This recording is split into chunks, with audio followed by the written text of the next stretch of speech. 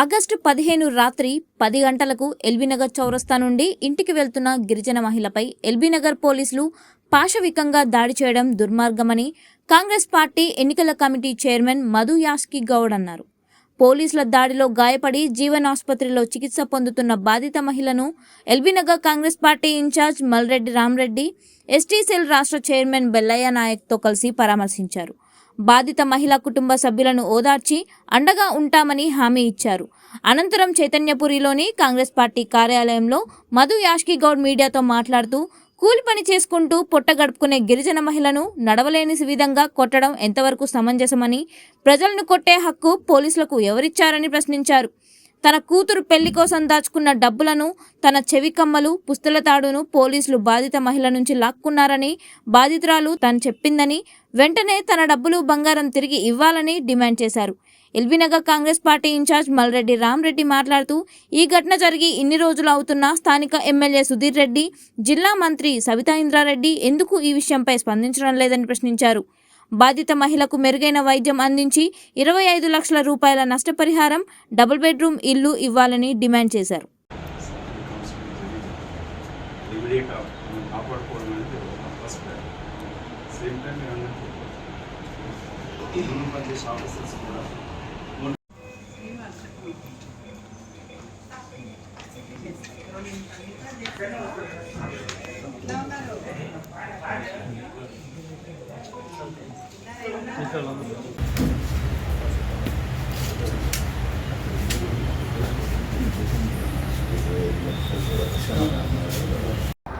మరి ఒక 2 రోజుల క్రితం మాకు తెలిసిన వెంటనే మన పార్టీ ఆఫీస్లో ఎస్టీ సెల్ నాయకులు, ఈ రాష్ట్ర అధ్యక్షులు బెల్లయ్య నాయక్ గారు కానీ, అదేవిధంగా టీపీసీసీ ప్రచార కమిటీ చైర్మన్ మధు యాష్కి గారు కానీ చెప్పిన వెంటనే బాధితురాలని పరామర్శిద్దాం, పోయి మనం అన్ని విధాలా ఆదుకుందామని చెప్పి హాస్పిటల్కి వచ్చి, హాస్పిటల్ నుంచి మరి ఏసీపీ గారి దగ్గర పోయి సమస్యలన్నీ వాళ్ళు చెప్పింది కూడా విని, వాళ్ళు చేస్తున్నది న్యాయంగా ఉంటుందా ఉండదా అనే దాని మీద వాళ్ళతో మాట్లాడి రావడం జరిగింది.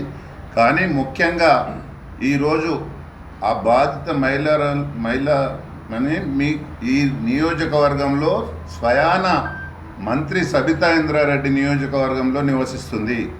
మరి అదేవిధంగా ఇక్కడ స్థానిక ఎమ్మెల్యే సుధీర్ రెడ్డి గారు కనీసం 2 రోజుల నుంచి ఇంత ఘోరం జరిగితే కూడా కనీసం పరామర్శ కూడా చేయలేదు. స్థానిక ఎమ్మెల్యే చేయడు, స్థానిక మంత్రి గారు చేయరు. ఒక మహిళా మంత్రిగా ఉండి ఒక మహిళకు ఇంత అన్యాయం జరిగితే కూడా పట్టించుకున్న పాపాన పోతలేరంటే, ఈరోజు నిజంగా ఈ రాష్ట్రంలో పోలీస్ వ్యవస్థ మొత్తం నిర్వీర్యమైపోయింది.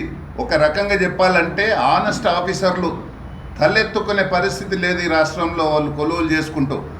ఎందుకంటే ఆ విధంగా ప్రభుత్వం నుంచి ప్రెషర్సు, ఆ విధంగా వాళ్ళకు ఒత్తిళ్ళు ఉండి వాళ్ళని స్వచ్ఛందంగా పని చేయనిస్తలేరు. కాబట్టి పోలీస్ వ్యవస్థ కూడా ఈ రాష్ట్రం మొత్తం కుప్పకూలిపోయిందని నేను ఈ సందర్భంగా మనవి చేస్తున్నా. ఖచ్చితంగా గతంలో పొలిటికల్ పోస్టులు అనేది పోలీస్ డిపార్ట్మెంట్లో ఉండకపోయేది. ఇప్పుడు పూర్తిగా 100% పొలిటికల్ కేసులు పోస్టింగ్లే ఇస్తున్నారు. ఎందుకంటే గతంలో ఒక ఆనెస్ట్గా పనిచేసిన పోలీస్ ఆఫీసర్లు ఉంటే వాళ్ళ పై ఆఫీసర్లు ఏదన్నా మంచి పోస్టులు ఇస్తుంటారు. ఇప్పుడు అట్లా లేదు. ఒక పోస్ట్ ఇస్తే కనీసం 3 సంవత్సరాలు ఉండేది, కానీ ఇప్పుడు సంవత్సరానికి 2 సార్లు పోస్ట్ ఇస్తున్నారు. ఒక పోలీస్ ఎస్ఐ ఉండని, సిఐ ఉండని, అదేవిధంగా ఎంఆర్ఓ ఉండని, మున్సిపల్ కమిషనర్లు ఉండని, ఈ రాష్ట్రంలో మొత్తం ఈ విధంగా దోసుకుంటున్నారు. కాబట్టి వీళ్ళకు భయం భక్తి లేకుండా వీళ్ళకు పొలిటికల్గా ఉండే వాళ్ళకు డబ్బులు ఇవ్వడానికి రోడ్ల మీద వాడే అరాచకాలు చేస్తున్నారు. అందులో భాగంగానే ఈరోజు ఈ అమ్మాయి దగ్గర 3 లక్షల రూపాయలు గుంజుకున్నారు, బంగారం గుంజుకున్నారు. ఇప్పుడేమో మాకు తెలియదు, ఎంక్వైరీ చేస్తున్నాం అంటున్నారు. అంటే 15 ఆగస్టు నాడు నైట్ జరిగితే ఇప్పటిదాకా పోలీస్ ఎంక్వైరీలో మాకు ఇంత సోర్స్ ఉంది, మేము తెలంగాణ పోలీస్ అన్ని ఉద్ధరిస్తున్నామని చెప్పి ఈ పోలీసు వాళ్ళు 24 గంటలలో తేల్చాల్సింది అసలు ఆ డబ్బులు ఉన్నాయి వాస్తవమా లేనిది వాస్తవమా. కాబట్టి ఖచ్చితంగా పోలీస్ వాళ్ళు ఇది నిర్లక్ష్యం ఉంది కాబట్టే ఈ సమస్యలు జరుగుతున్నాయని నేను ఈ సందర్భంగా మనవి చేస్తా ఉన్నా. భాగంగానే ఇది జరుగుతుంది. రాష్ట్ర ప్రభుత్వం అంటే ఒక ఊరు సామెత ఉంది, ఆవు పోయి చేనులో మేస్తే దూడ గట్టున మేయదట, దూడ కూడా చేనులోనే మేస్తుంది. ప్రభుత్వంలో ఉన్న పెద్దలు ఇవాళ ఇట్లా ప్రవర్తిస్తున్నారు కాబట్టి పోలీసులు అట్లా ప్రవర్తిస్తూ ఉన్నారు. ప్రభుత్వం కనుక చట్ట ప్రకారం పనిచేయాలి, ఎవరైనా తప్పు చేస్తే చర్య తీసుకుంటామని చెప్పి హోంమంత్రి కానీ ముఖ్యమంత్రి కానీ కన్సర్న్ ఉన్నటువంటి మంత్రులు కానీ చెప్తే పోలీసులు ఎందుకు అడ్డగోలుగా ప్రవర్తిస్తారు ప్రైవేట్ గుండాల లెక్క? ఎందుకంటే వీళ్ళు ఇప్పటిదాకా మదన చెప్పినట్టు లంచాలకు అలవాటు పడ్డారు నాయకులు, పోస్టింగ్లకు లంచాలు, లక్షల రూపాయల లంచాలకు అలవాటు పడ్డారు. అందుకనే బెదిరించి దొంగతనాలకు పోలీసులు పాల్పడుతూ ఉన్నారు, ప్రజల్ని దోసుకోవడం కోసం పోలీసులు పాల్పడుతూ ఉన్నారు. ఈ పోలీసుల దోపిడీలో నాయకులకు వాటా ఉంది కాబట్టి కలిసి దొంగలు పంచుకుంటూ ఉన్నారు. ఇది ఆగాల్సినటువంటి అవసరం ఉంది. వెంటనే ఆ ఎస్ఐని అక్కడ ఉన్నటువంటి సిఐని ఇద్దరిని సస్పెండ్ చేయాల్సినటువంటి అవసరం ఉంది.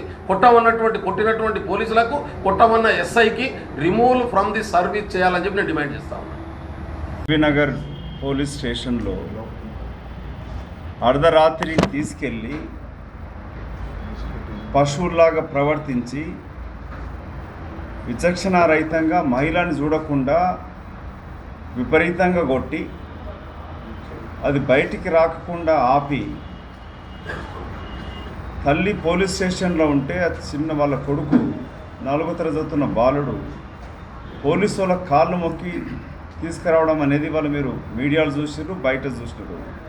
హృదయ విదారకంగా ఉండే ఈ ఇన్సిడెంట్ జరిగిన వెంటనే స్థానిక నాయకులు, కాంగ్రెస్ పార్టీ సీనియర్ నాయకుడు మల్రెడ్డి రామరెడ్డి గారు, గిరిజన డిపార్ట్మెంట్ అధ్యక్షుడు సోదరుడు బెల్లయ్య నాయక్ గారు, చౌహాన్ గారు, మిగతా నాయకులతోటి కలిసి ఆ విక్టిమ్ని వాళ్ళ హాస్పిటల్ వెళ్ళి చూడడం జరిగినది.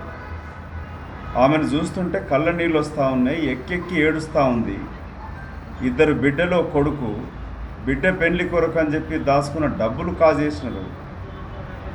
పోలీసు రక్షక బట్టలు పోయి భక్షక బట్టలుగా మారి ఈ విధంగా కొట్టడం అనేది అత్యంత దారుణము. దానికి వెంటనే మేము అక్కడ విక్టిమ్ని కలిసినాక డాక్టర్స్ తోటి మాట్లాడి, చాలా సీరియస్గా కూడా ఉంది, ఐసీయూలో ఉంది పేషెంట్. పోలీస్ స్టేషన్ ముందు ఉస్మానియా హాస్పిటల్ తీసుకెళ్ళి రాత్రి 2 గంటలకే ఇంటికి పంపించేసినాం. స్థానిక కాంగ్రెస్ నాయకులు పోయి మాట్లాడి ప్రశ్నించడంతో ప్రైవేట్ హాస్పిటల్కి తీసుకొచ్చినారు.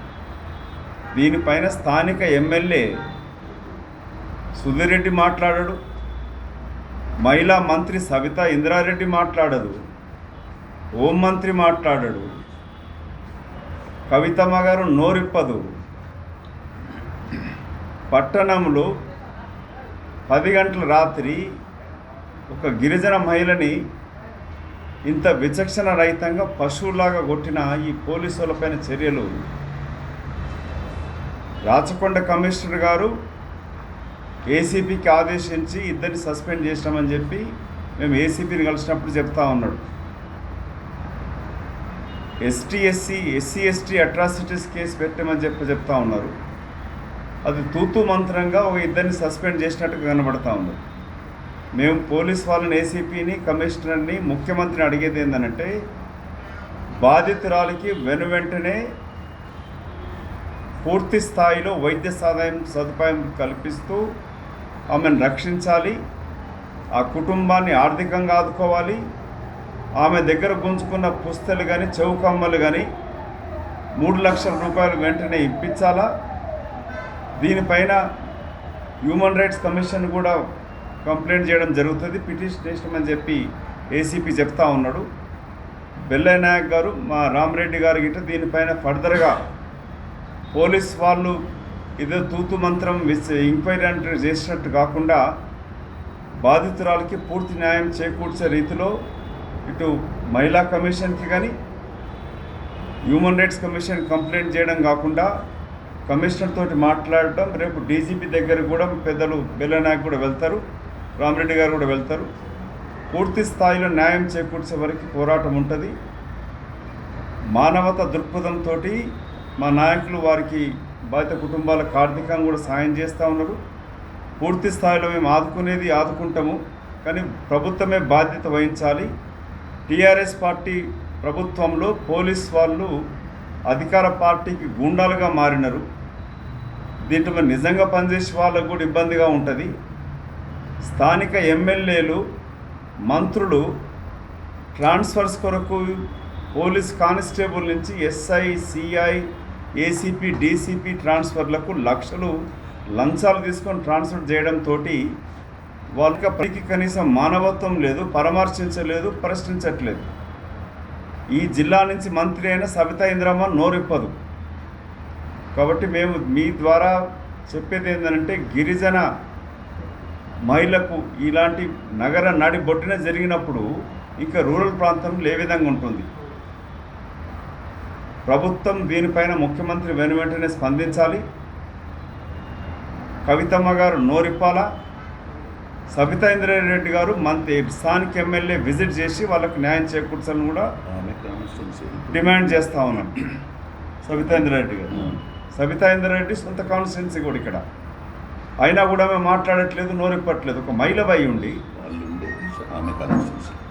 వాళ్ళు బాధితురాలు నివసించేది మాట్లాడు. సో మిగతా ఫర్దర్గా అంటే మా పార్టీ పరంగా మేము డిమాండ్ చేసేది బాధితురాలకి పూర్తి స్థాయిలో న్యాయం జరగాలి. ఆ కల్ప్రిట్స్ అయితే పోలీస్ వాళ్ళు ఉన్నారో వాళ్ళపైన 3 అటెంప్ట్ మర్డర్ కేసు సెక్షన్స్ పెడుతూ చర్యలు తీసుకోవాలని డిమాండ్ చేస్తూ ఉన్నాం. ఫర్దర్గా మా నాయకులు రామరెడ్డి గారు, బెల్లనాయక్ గారు మాట్లాడుతున్నారు.